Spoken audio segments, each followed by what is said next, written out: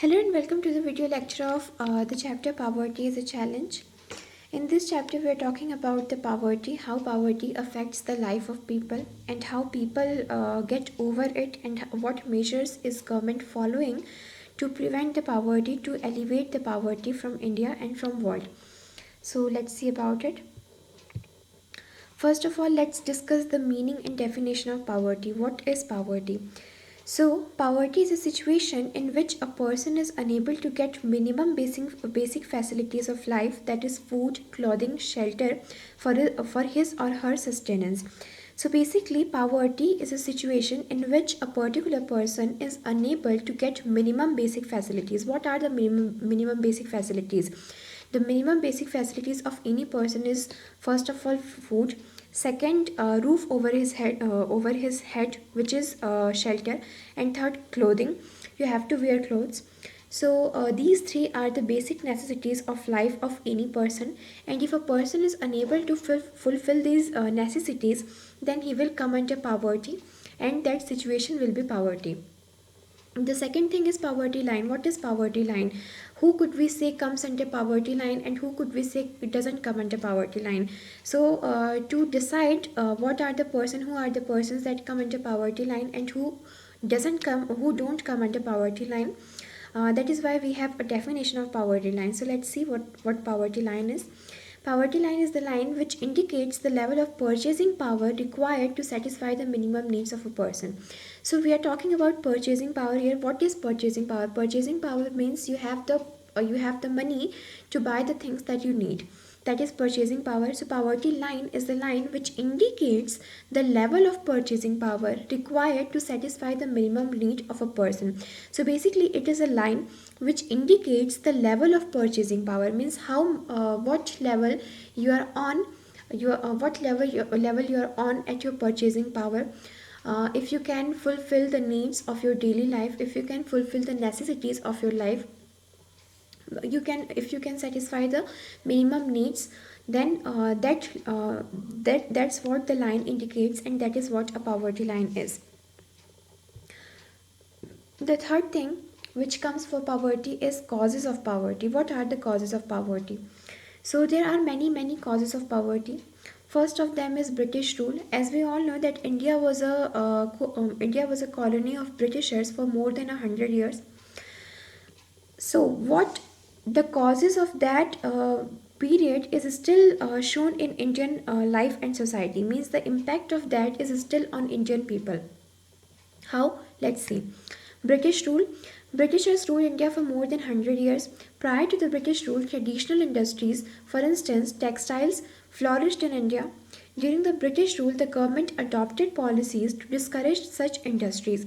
The effect of that can be seen even today.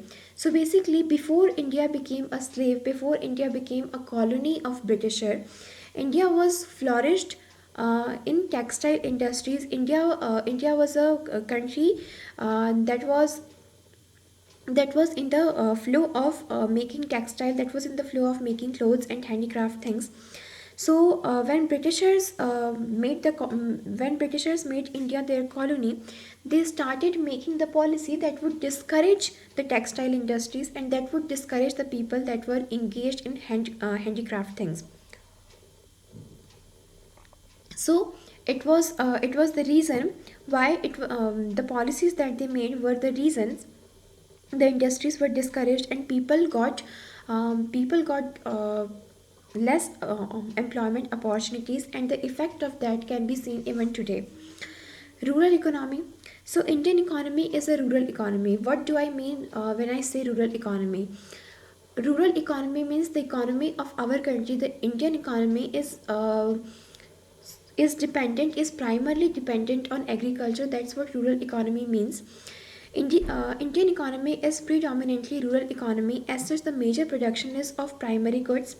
About 64% of Indian population dependent on agriculture, but despite being predominantly an agriculture country, it is very much backward in agriculture and agricultural output. So basically, India is a rural economy. India is primarily dependent on agriculture, but the contribution of agriculture in the GDP of Indian economy is very low. Means people, even though most of the people, more than half of the people, more than half of the population depends on agriculture in India, they do not produce much. Why do they not produce much? There are various reasons for that, like we do not have many technologies, we do not have new technologies, we do not have skilled workers, we do not have the means necessary for it, we do not have the money. So these are the things that are responsible for the less production, for the low production. And even though we are a rural economy, we are primarily dependent on agriculture, we do not excel at agriculture. And that is also cause of poverty, of course.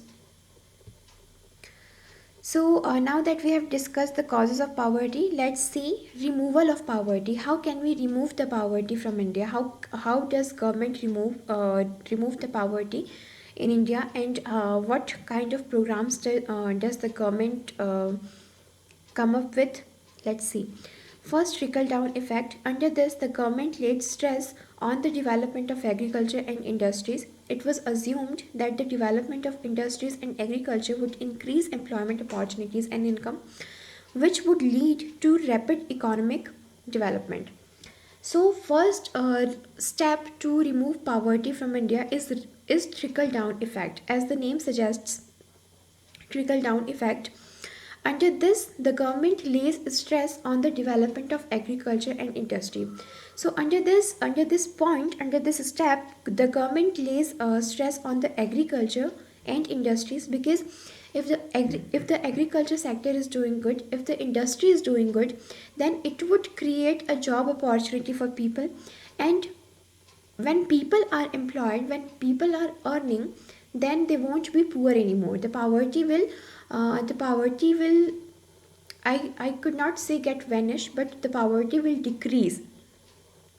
So it was assumed that the development of industries and agriculture would increase employment opportunities and income of the people, which would lead to rapid economic development. So if the job opportunities come up, if the industries and agriculture grows up, then the people will have more job opportunities, and they will have income in their hands, which will lead them to have more money, and the poverty will get decreased.